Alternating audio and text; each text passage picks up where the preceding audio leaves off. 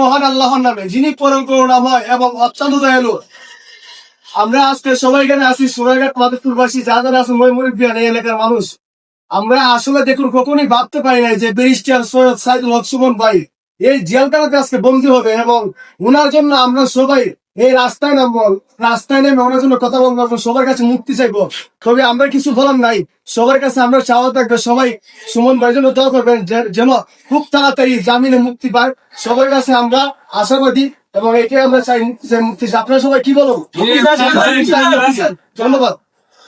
শুরু করেছেন মহান সৃষ্টিকর্তা মানে, যিনি পরম করুণাময় অত্যন্ত দয়ালু। আজকে আমরা চুনাইঘাট থেকে একত্রিত হয়েছি মুরব্বিয়ান এবং যুবকরা সবাই মিলে। আমরা আজকে মানবতা ফিরিওয়ালাকে আমরা আজকে হারাইছি, ঠিক আছে? জেলের মধ্যে 18 মাস যাবত তুমি আজকে জেলের মধ্যে আছে নিরপরাধ একটা নিঃস্বার্থ যিনি সাধারণ মানুষের জন্য, নিপীড়িত মানুষের জন্য মুক্তামারিতায় কাজ করছিলেন চুনাইঘাট মাধবপুরের মানুষের জন্য। আমরা দল রাজনীতি বুঝি না, আমরা সাধারণ মানুষ, আমরা স্টুডেন্ট মানুষ, আমরা খেটে খাওয়া মানুষ। আমরা চাই এরকম একটা সাধারণ মানুষের পাশে থাকা, এরকম একটা সুমন ভাইকে আমাদের প্রয়োজন।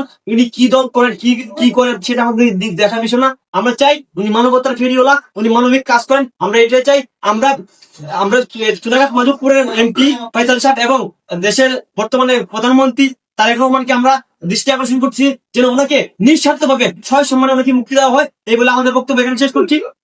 ধন্যবাদ। আসসালামু আলাইকুম।